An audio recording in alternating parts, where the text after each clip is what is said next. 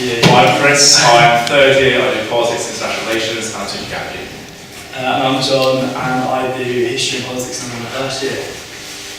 So, what we're going to do is we're going to open it up to you. If you want to ask us anything, ask us absolutely anything you want to do with uni, to do with the course, to do with reading, to do with nights out, to do with conversation, to do with general living stuff in Sheffield.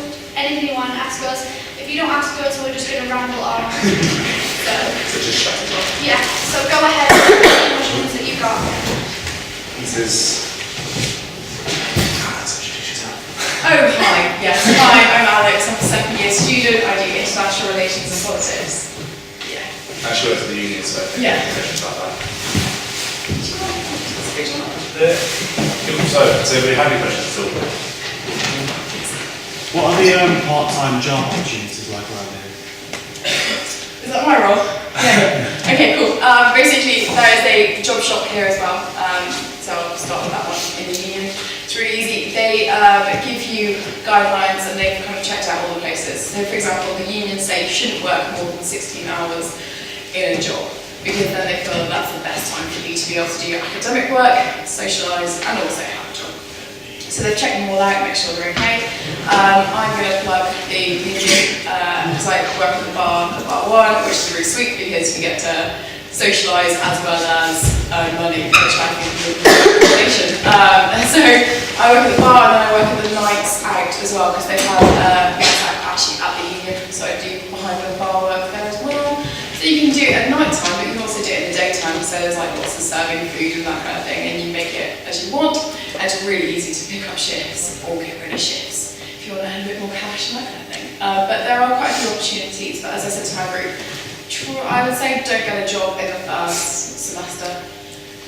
Be a fresher, get to know what university is like, understand what university is like, because hours and days and day and night kind of merge into one and you don't really know where time has gone, and that's generally a university experience because you're getting to learn a bit more about being social constantly, and then you will then work out when you need to be doing things or when you need to be working and that kind of thing, and fit it around you. So I would say that would be my advice. And yes, there are jobs, but do check them out, make sure they're not ruining your lives, and you realise that actually you're working 5 days a week at ridiculous o'clock at night.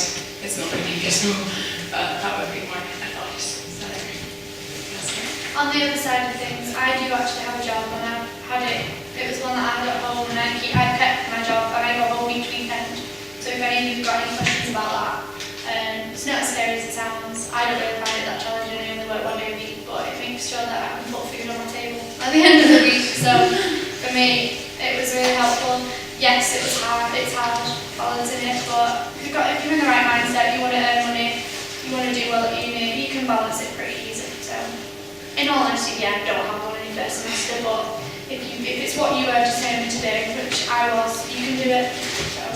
I guess it comes on to another point, budgets. The nice fun word that they are. Especially when you get loads through, or if you're not having loads, whatever, it's the chance that you are now living free by yourself, independent, got some money, what am I going to do with it?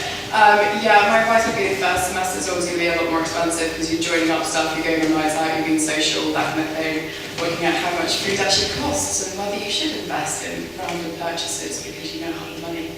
That kind of thing. That's going to happen in the first semester and then it kind of balances out into normal life afterwards. But I'd say don't worry too much at the start if you think, but I wouldn't go in excess. Yeah, when you see like a grand in the bank from the loans, don't blow it.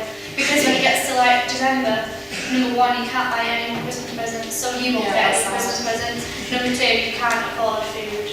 Like, sorry, you can't last more than a day without food. Don't blow it. Be sensible. You've got 3 months in the first, that's 3 months in the first semester, so it's a bit of a longer time than all the other times. So just bear that in mind. What do you guys think of budgets and stuff? Well, on that note, there's Morrison's, which is like a 60p bus ride away if you want to do a big shop, and that's dirt cheap. There's also an Aldi as well. Yeah, an Aldi. Tesco's and Sainsbury's have just opened up in Broomhill, which is close to where the first years live. Well, Sainsbury's opened up in a few weeks. And then there's Select and Save. So you can really do quite well with going cheap, but if you go on like chuck out night as well, bear in mind checkout night is not Sunday, it seems to be Monday for some reason in some places. Another day, buy a kilo of bread and got really excited about it. Freezer's the best thing ever. Freeze everything. When your mum comes on, like, she loves you if she buys you food, just tell her that. So if you shop around, you're pretty good for food. You can find decent stuff. My advice would be is, even if you're not that great at cooking, get your mums or dads to teach you at least one meal that you can cook a massive portion of and shove it in the freezer, so that if you can't be bothered cooking, you can pull something out of the freezer and put it in the microwave. Yeah, And it can last you, like, you could make like 5 days worth of meals out of one big pot of something. Or if you're a guy, it's 3 days, but it's still pretty good. Yeah. How did you go then? Yeah, there will be a point when you like will have to live off baked beans. Just expect it. Just expect it. It happens, but yeah, you learn a lot. Like if you have no money, you learn a lot through it, and you learn not to do it next time. Really, that's probably the only thing I can say. Everyone might have money at some point, so yeah. Pretty much. Yeah. That's what you need to remember. Yeah, I think it's not too bad. No, I haven't had to know what I was so poor last semester. Okay, these guys are just idiots. Like, they're not having this issue with money. I'm not either. cereals are really good. Yes. But yeah, like I say, shop around, you can buy bargains. The other end of the budget scale, nights out. Anyone got any questions about that? If not, we'll just tell you anyway. Yeah. No? Don't be afraid. Right. Depending on where you go, you can have the cheapest night ever here, or you can have an expensive night, depending on where you go. Union is average price, would you say? Yeah, a little bit more expensive sometimes. Yeah, I'm really sorry to say that. It pays me inside. Most clubs, if you go on like the student nights that they do, so like they do Carver Street Party on Thursday, you'll have a load of deals, or like Roar on Wednesday, Pop Tarts on Saturday, things like that. They have loads of drinks deals, so you can get like 4 Jaeger bombs for £5 or something like that, 50p shots, £1 vodka mixers, things like that, so you can have a cheap night out. Entry's quite decent as well to places, it's usually like £3, £4, £5 depending on what time of night you go in. Nights usually start about 11:30 for most people. Pre-drinks at people's flats, so that's cheap, you can just get one before you go out. Oh yeah, you can just have a good time, not drinking. Like taxis and costumes, get to Plug, which is probably the furthest away clubs, is probably about £5.50 from Enclave Foundation. Yeah, taxis here are really good. So obviously you could have taxis for £1 per person and then turn the way back. So If not, buses are cheap as well, and they have night buses. Yeah. It depends where you come from in the country, because sometimes they say, oh, you get like a beer for £2.50, and someone's like, oh, it's quite expensive. It depends if you come from the north and south. in Guildford, I was doing £30 a night minimum. When I came to Sheffield, that dropped to 15. So if anybody knows sort of Guildford, Surrey area, yeah. More expensive. You don't get £30 paid. Yeah. a night. It'll be cheaper. If you come from the north, it's about the same. Yeah, and then like pubs and stuff, again, like having a pint at the pub is generally about the same price all around the country, except for London, because London's just jolly expensive for any pint. But yeah, it's pretty much the same, so there's not too much difference. If you discover ales, those are really cheap. Yeah, if you can stomach those, of course, because they're really good themselves. But there's some really cool pubs in different places, and music. Like you can go to some pubs and they've got their own like live bands and stuff, if you're into that kind of thing. There's quite a good music scene going on in Sheffield. Smoke nights as well, actually. In Broom Hill, where there's at least 2 places I know that do live music on a regular night. West Street's got a place called West Street Live, which does really good live music. And then again, I can think of 3 places off the top of my head that regularly do live music on down West Street area and Did Street. So you does as well. Yeah, I'll do. So you have quite big names. Have any of you heard of 1975s? They've just got quite big. 2 weeks ago, before the song went out on Radio 1, they were in Sheffield and it was £2 to get in to come see them at Sovium. And there was another girl playing who's about to hit big time as well, so it's pretty good. That was really good for that as well. Here, like Bastille, for example, they're playing in about a few weeks' time, which is really cool. Everything, we're playing in Lebanon as well, which is really good. then you have like some of the nights you have like DJs that come up, for example, and Mac was up. I know a lot of them do the university circuit, but it's still a good night actually. And it's cheap to get in as well, you're not paying a proper gig ticket. It's like, Right, maybe like 4 or 5 quid. Yeah, Bangor's really cheap, and loads of different artists like that. And then, like, for example, Toddler T, who's born and bred here, he plays quite a lot of here if you're into that kind of I don't know why I said it like that. That's not very cool. There's also a pub when you went to the IC where the tram station, where the tram stop was there, just on that corner, it's called the Harley. They have really good cheap beer. Yeah, they're pretty much open until you want to leave. And they have quite a good music scene, and they do like pub quizzes and everything there, so that's a good cheap night out, just to go and have a bit of chill somewhere instead of going out. Is there any other questions about anything? Doesn't have to be related to nights out. Could be to do with readings. How the sports teams, they're kind of, for say like football, they're a couple of different teams. How do you get involved in that? Is it really easy for them? Well, obviously do tryouts. If you've got, there's sort of like a divide. You've got your union teams, and they're really good. I was saying to my guys, we played varsity, and last year we lost to Hallam, who are a polytechnic, so we're meant to be good at sports. We lost by 1 point, so that's pretty good. Our union teams are doing pretty well at the moment, and they're more sort of, you're more intense if you really want to live and breathe that sport. But outside of that, if you just want to do it for fun or do it a bit more relaxed, like for example, medics rugby, they'll take anybody who wants to play, and they're really chilled out. You've got history, you've got their own team. Politics, and We got hockey, football, netball.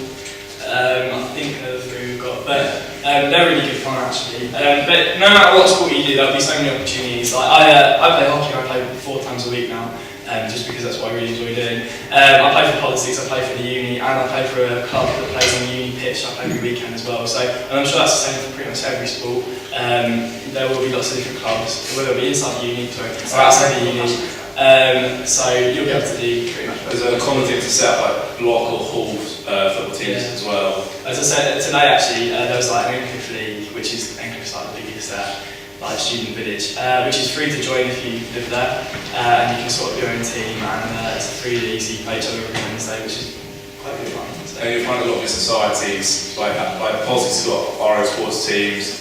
A lot of the other societies will have their own various sports teams or whatever they just happen to get the interest for.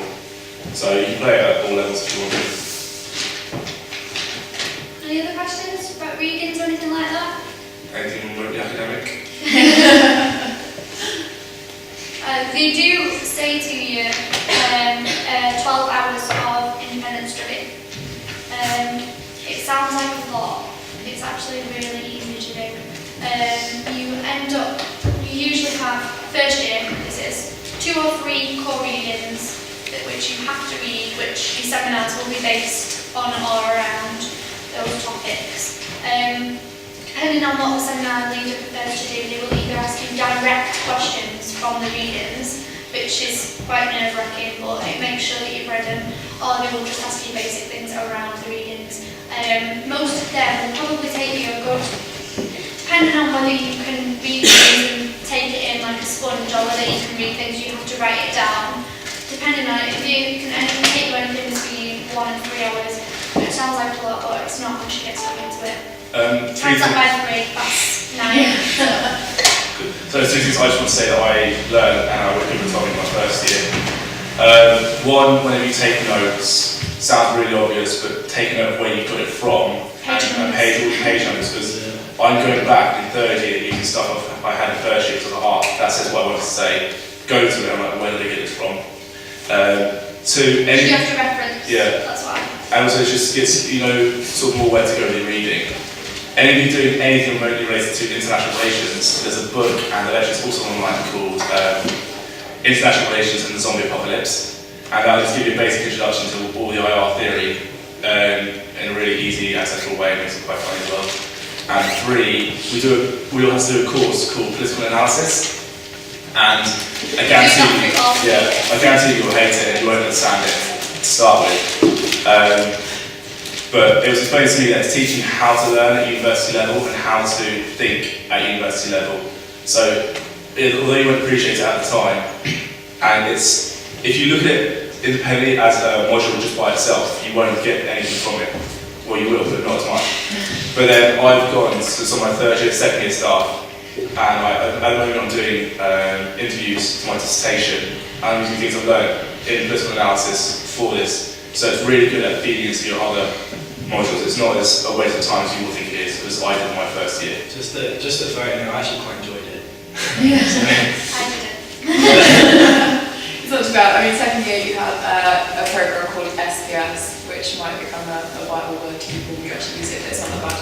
It's a program that is, it looks at interviews and it looks at what are they called, censuses and that kind of thing, and it's data analysis really, which you think to yourself, politics, why am I looking at numbers? But it's vital to look at those kind of things, especially when you go out into the employment world, where they like to think that you've got that balance between those two things. Because a lot of politics stuff, you have to actually do analysis. It's not all about lighting stuff up in Parliament, it's actually looking at data as well. So although it might not seem as fun, it's actually really worthy to have it. Because a lot of employers see it and like, that's a People box. have got jobs off the back of just doing this, but it's costing quite a lot of money to train up in the big wide world. Yeah. For free. Well, So it's in our unique piece. Yeah. So that's also there as well. Just any questions on anything? You know, the dorms, how many people would be sharing them? It depends where you go. I was with 6 people. How many people are you with? 10, which is standard, pretty standard, 10 people. People, how many? Yeah, I'm at city centre, I'm at 6. I was in MFAO, I was with 9, everyone else in the block at 8. Yeah, so it kind of ranges. Depends where you go. It depends on your preferences as well. If you want ensuite, self-catering, mixed or single sex. Depends on Like my place, all the floors were single sex floors, whereas I think most of the other places are quite. Mine is single sex too. Was it? Yeah. Well, mine's mixed. So, yeah. Whichever you want to do. Sorry, I just got too confused. Yeah, but you make preferences of where you want to be. So you'll see later on when we go up to the accommodation, you've got Eggcliff, you've got Bradmore, and you've got City. So we're going to go up to Eggcliff, which is the biggest one, 3,500. You'll get all these stats at you again later on. But that's probably the biggest hub. That is the biggest hub for students. We all lived except for yourself, Natalie. Yeah, cool. Eggcliff is great fun. Because you get to meet people from everywhere. There's almost like a party somewhere, you get to go meet the local people like that, or you get to know all the people in your flats. Be social, go for it. Some people find that they don't know anyone around them at all because they haven't knocked on someone's door. Freshers Week is this amazing thing where you will talk to absolutely anybody and everybody, and it literally will have the same conversation 5 times over. You'll remember one of those people, but Freshers Week you can talk to absolutely anybody, and everybody should really Like social norms just got out of the board. Yeah, exactly. Let's still talk to anybody. If you're from the south, it will be very alien. It's weird. Oh, the Sheffield people are amazing, by the way. Sat on the bus my first year, this random old guy sat next to me, started talking to me, which I think that just doesn't happen. And also I didn't understand the word he was saying. I've already been up there before. Exactly. But it's It's amazing. I'm starting to learn words as well, so I realised that you don't say like took Trump. I don't know if that was really good or bad. That's my impression, but I realised that Really that's bad. took Trump. I'm like, what's took Trump? And now I realised. Dinner and lunch. What are you people on about? Yeah, dinner, lunch, what times? That's a weird Yeah, we're debate. not debating. Yeah, breakfast, dinner, lunch. tea. We're off on the tangent, sorry. Yeah, sorry. Any questions, anything else at all? Anything about the course, anything about accommodation, anything about the teaching staff? Anything else that's actually going to affect you when you come to university? Maybe a life. Answer that. Actually got that one. Right, answer that. If we talk about the lectures Should we talk about and seminar tutors rates? Yeah. It's almost seminar rates. Yeah. So obviously you're all in sixth form and you've got quite small classes, as they are. A seminar is basically you've got a leader who's like normally a lecturer or a PhD student, and it'll be based on the lecture you've done the week before. And it's much less being taught as like you're getting in sixth form classes as it is learning and understanding yourself. And most people sit there in a seminar and won't say anything, and I don't think they get much from it. You go to what you do is you get your lecture on whatever the topic is. You'll then do your week's reading and you'll get your own understanding, your own ideas, your own interpretations. And then you'll go to a seminar for an hour and you'll have various points on the board of where the seminar's going to go.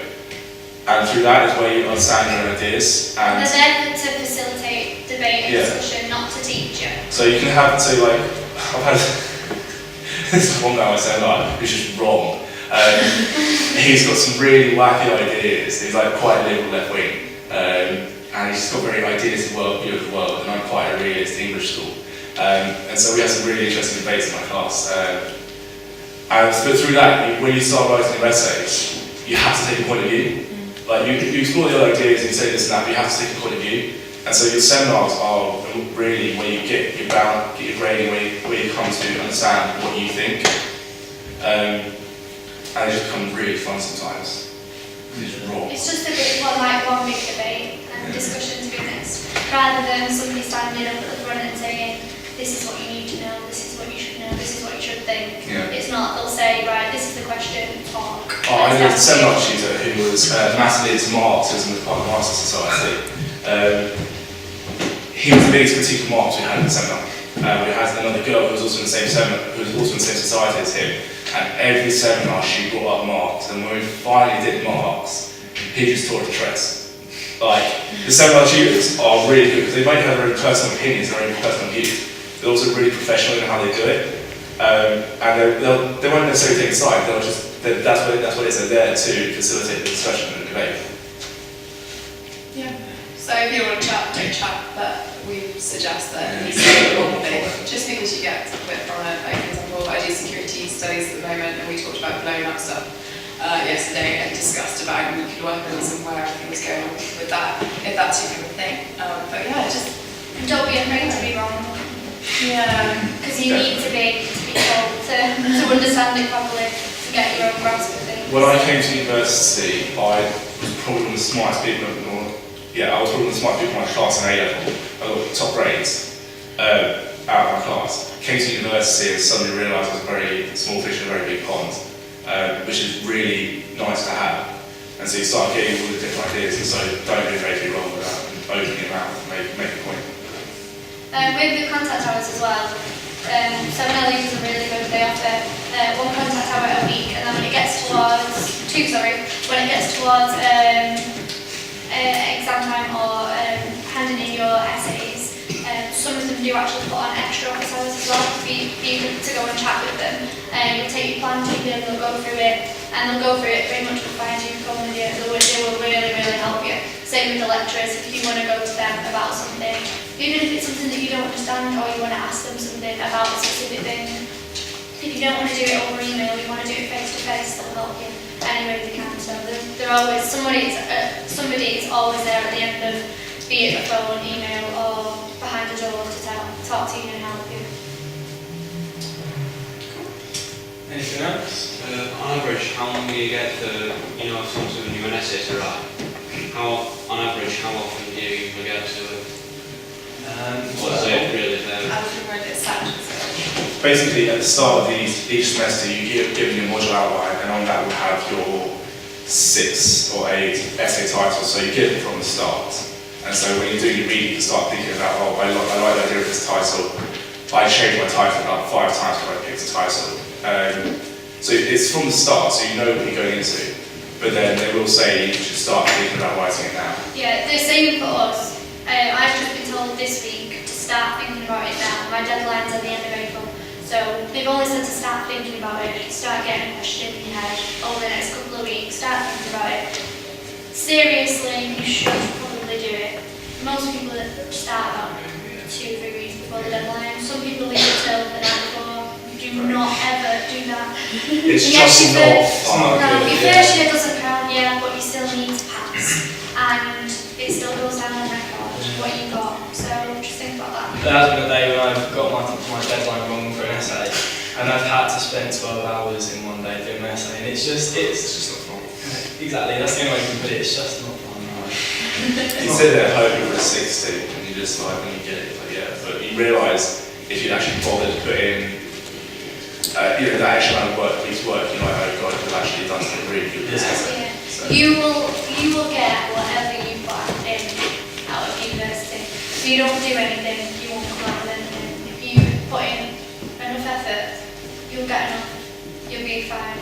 So it's just about, to answer your question, whenever you want to start it, you can start. If you want to start the night before, go ahead, but be prepared for the consequences. If you want to start it 2 weeks before, well done, you're giving yourself enough time. Yes. Cool. In that case, we'll wrap them up and send them on. Yeah. Okay, so Sorry,